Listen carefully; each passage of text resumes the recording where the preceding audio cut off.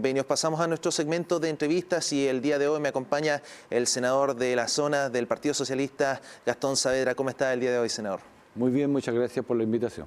Bueno, partamos. Usted estuvo en la mañana muy temprano en este punto en particular donde se estaba tratando el tema de inmigración en la región. Precisamente, si es que nos pudiese dar detalles respecto a cómo se ha tratado la situación y cómo se ve desde la perspectiva de la región del Biobío. Sí, y agregar además que vengo recién de la comuna de Hualpén También. Y estábamos con el subsecretario Manuel Monsalve en otro punto que tenía que ver con un convenio que suscribe la Municipalidad de Hualpén, la subsecretaría, el gobierno, el presidente Boric y Carabineros para poder tener una mayor dotación y además un mejor despliegue en la comuna. Mira, frente a su pregunta, es una situación que debe resolverse de buena forma y se trata de incorporar sistemas biométricos para que pueda entonces establecerse quiénes son las personas que están en el país, que están en nuestra región particularmente, y podamos entonces saber quiénes son, tener su identidad. Eso es lo que se busca y con eso, por lo tanto, ir avanzando en un proceso de control de todo lo que está migración y al mismo tiempo de superación de las condiciones de ilegalidad que se den ante situaciones eventuales de hechos de otra connotación, también se tengan antecedentes entonces para un mejor proceder y así utilizar de mejor forma las leyes que en el último tiempo hemos aportado, como por ejemplo para deportar a una persona hay más tiempo ahora, pero al mismo tiempo con estos datos se sabe fidedignamente quién es la persona que podría ser expulsada del país, porque hasta antes de eso eran 48 horas con la anterior ley y como no existían antecedentes se pasaban los 48 horas y finalmente todo se diluía y no se podía expulsar a una persona que ha cometido actos por los que no debieran estar en el país. Senador, precisamente, claro, el tema de la migración es un tema bastante sensible, sobre todo hoy en día, debido a los registros que se reportan, pero al mismo tiempo hay un tema de las garantías que se tienen que tener para agilizar estos procesos. Es difícil agilizar procesos y también determinar ayudas de manera rápida, considerando también los problemas que se viven en cuanto a personal. ¿No se ha abordado? ¿Cuáles son las garantías que se prometen en ese sentido? Bueno, eso es parte de... A ver, uno es el mejoramiento porque se incorporan elementos tecnológicos que permiten avanzar. Ya no es solo con papel y lápiz, sino que hay sistemas biométricos que se registren las huellas dactilares, pero al mismo tiempo la cara, y se seguirá avanzando seguramente en esos mecanismos tecnológicos, aplicando innovación para el control, en este caso de la migración. Pero junto con ello, evidentemente, la repartición, me estoy refiriendo a la institucionalidad, tiene que fortalecerse. Bueno, para eso también se requieren recursos. Yo le preguntaba al director regional, ¿cuántos son ustedes acá? 7 personas. 7 personas. Con 7 la verdad es que se puede hacer muy poco. Entonces eso a lo menos tiene que tener el doble de personal. Y eso es parte de lo que del crecimiento de la administración pública, y ahí cierto se cae en otro problema que tiene que ver con los recursos que tiene que disponer el Estado a través de su presupuesto para aumentar la planta de personal de una repartición pública como es migración. Y ahí viene la discusión política, cierto, en que algunos, usted habrá escuchado la frase la grasa del Estado. Bueno, son personas que se requieren para poder hacer estas tareas y eso es lo que también tenemos que empezar a comprender y a veces esto se diluye porque hay gente que definitivamente apuesta por más bien imposiciones ideológicas enfervorizadas que no permiten, cierto, que el Estado crezca en este tipo de materia. Senador, para llevarlo a otro tema, claro, una cosa es el tema de migración, pero por otra parte también está el revuelo que ha causado este anuncio por un nuevo intento por parte del Ejecutivo en una reforma, en este caso el pacto fiscal. Hay una seguidilla de ejes, sin embargo, uno que preocupa a la ciudadanía en particular es la reforma del impuesto a la renta.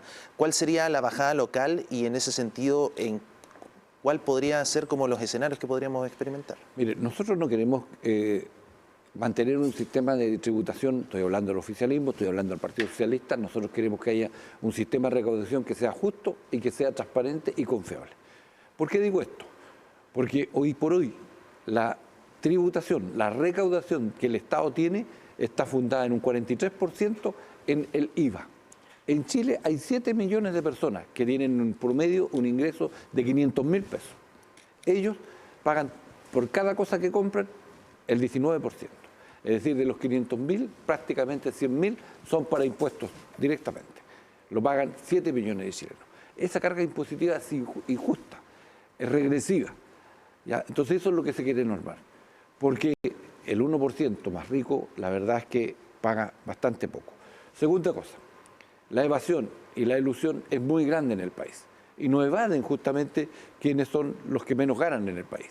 Son los que más acaudalados son en nuestro querido país. Lo segundo o tercero es que nosotros tenemos que, nos gusta mirarlo con la OECD. Chile está recaudando un 20% del PIB. El que menos recauda de la OECD es el 34%. Estamos 14 puntos debajo. Yo no estoy pidiendo los 34, pero sí avancemos en eso. El presidente Gabriel Boric, ¿qué es lo que dijo? Mire, ¿sabe qué? Mi programa busca recaudar 5 puntos del PIB. Esta reforma, que está inmersa en este pacto fiscal, establece 2,7 puntos del PIB. ¿Para qué cosa? Uno, para mejorar las pensiones de los chilenos, la pensión garantizada universal y llegar a 250.000. Hoy hay 2.200.000 chilenos que tienen una pensión de 50 y 100.000 pesos en su pilar contributivo, más la pensión garantizada universal, es decir, seguimos subsidiando desde el Estado a el sector privado, a los dueños de la AFP. Pero bueno, tenemos que salir adelante y importa eso. Un 1,7% del PIB, es decir, de esto que se recaudaría, sería para la pensión básica universal y con ella llegar a 250.000 pesos. Segunda cosa, a propósito de lo que fuimos hoy día, usted necesita seguir mejorando en seguridad, necesita seguir mejorando las policías. Recién se va a comprar después de 20 años, por ejemplo, las radios con las que se comunican los policías. De hecho, uno de los ejes precisamente era tratar de apelar a la hay seguridad. También un por ciento, el 0,4% del PIB, va para Carabineros, va para la Policía de Investigaciones, para construir justamente más cuarteles y tener más policías en estos convenios que se estaban firmando en Hualpén de reincorporar policías que estén en condiciones y que además sus antecedentes así lo ameriten para poder entonces tener una mayor cobertura desde el punto de vista de los policías en proteger a la población y tener más seguridad en los territorios. Tercer eje, mejorar el per cápita. ¿Qué es lo que es eso? Porque estas cosas a veces son en chino para las personas.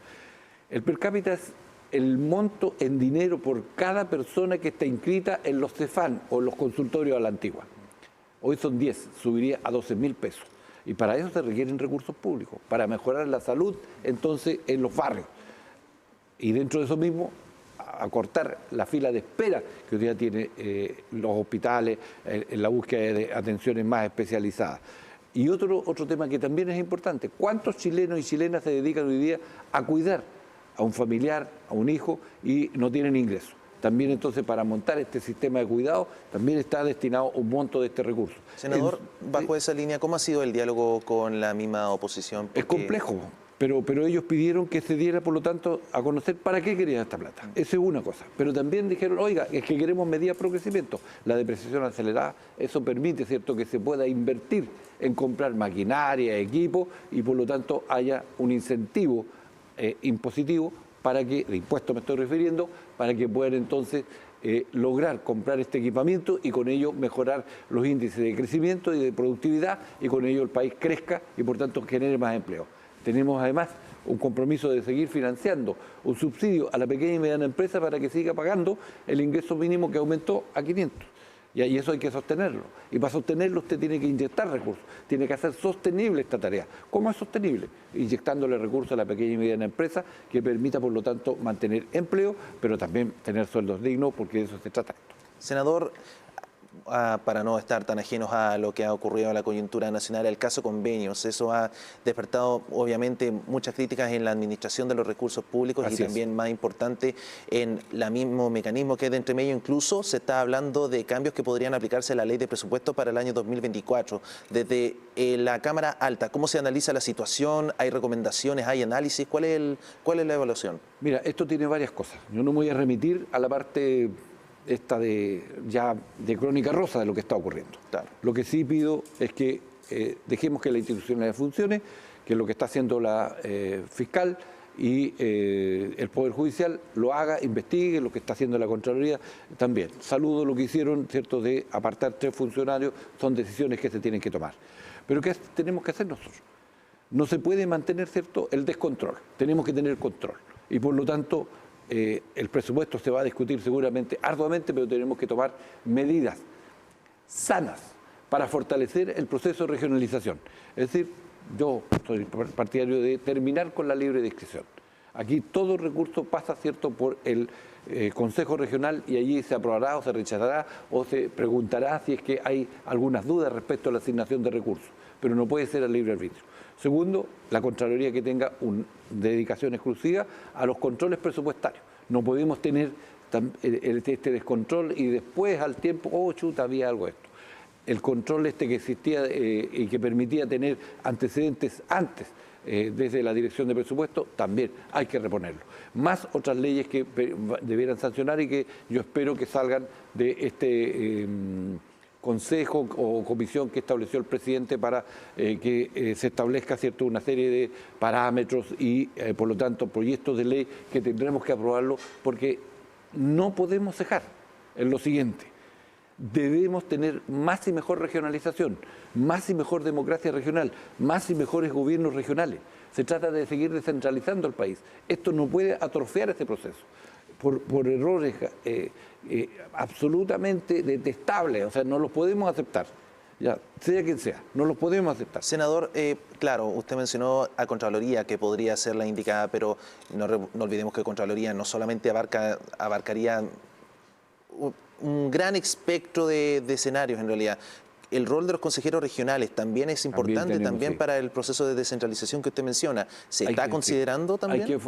Es que esa es la etapa que viene ahora. Va a haber que fortalecer los gobiernos regionales. El fortalecimiento no es solo traspaso de competencia y traspaso de recursos, es también traspaso de mecanismos que fortalezcan esos gobiernos regionales, que las facultades que tengan los gobernadores, los consejeros regionales, permitan que exista un contrapeso necesario para que haya un equilibrio en la toma de decisiones y al mismo tiempo la garantía que esas decisiones van a garantizar que los recursos están bien destinados y van a ser bien aplicados para las demandas que tiene la población.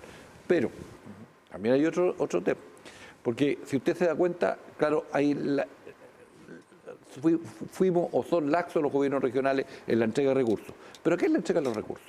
A instituciones de carácter privado sin fines de lucro. Entonces, aquí van a tener que cambiar las exigencias. Usted no puede tener una fundación con 2 meses de experiencia o 1 mes de experiencia, como han ocurrido los casos. Usted no puede permitir, ¿cierto?, esto que estamos viendo acá, que fueron y arrendaron una institución o contrataron y tercerizaron con otra, ¿cierto? Para el caso de la OTE. Entonces, eso hay que terminarlo. Esa transparencia, esa, a lo mejor, meritocracia necesaria para postular a los recursos también tiene que estar establecida, escrita y se tiene que cumplir. Y una evaluación al mismo proceso de la transferencia de fondos, porque la gran mayoría de estos traspasos fueron por transferencias directas, o sea... Pues eso estoy diciendo, yo, en mi opinión, hay que consultarle a otros 54 senadores, es que no más libre discreción. Senador, también para volver al tema de las migraciones, claro, se han tenido avances, pero también usted mencionó el tema de la seguridad y todo esto está bastante englobado bajo esa materia. Aún se está ejecutando el plan Calle Sin Violencia, por lo menos... Que le ha ido muy bien. Le ha ido bastante bien, pero bajo esa misma línea, usted, de acuerdo a lo que ve, ¿cuáles son las carencias aún que estarían tratando de superarse y qué hace falta para que se logre mitigar de alguna manera y por qué no en un futuro por completo toda esta situación? Mira, yo siento que todo lo que es la recuperación de los espacios públicos, en la mañana veía unas noticias de Santiago de todos estos murales narcos y todo eso, hay que terminarlo, hay que controlar el espacio público. El espacio público nos pertenece a todos y ahí hay una gran tarea de los gobiernos locales. Hay que revisar las facultades que a lo mejor se requieren para que haya una mejor aplicación de esa parte de las políticas públicas en materia de seguridad. Está pronto a salir, ¿cierto?, ya definitivamente lo que tiene que ver con el Ministerio de Seguridad, Orden y Seguridad se va a llamar, y va a tener expresión regional con un comisionado.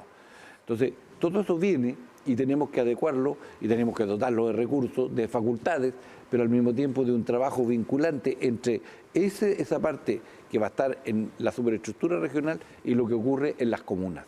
Eso es clave. ¿Ya? Yo siempre he dicho, por mi pasado de alcalde, es que hay que evaluar cuántos son los recursos que se están destinando a seguridad hoy día en nuestra región.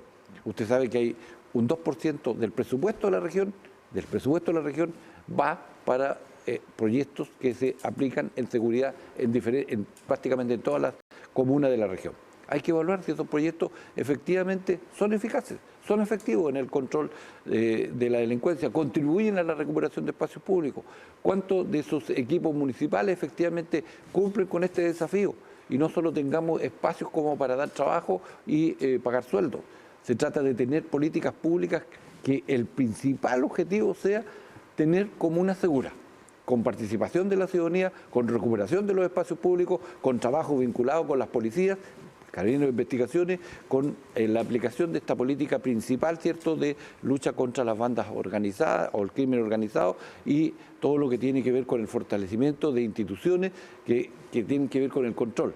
Todo lo que es el servicio de impuestos internos, porque tenemos puertos, todo lo que tiene que ver con el sistema de aduana, que también tiene que cumplir un rol tremendamente importante, sobre todo por la internación de estupefacientes, drogas y estupefacientes, que vemos como hoy día tiene un comportamiento ya prácticamente desbandado.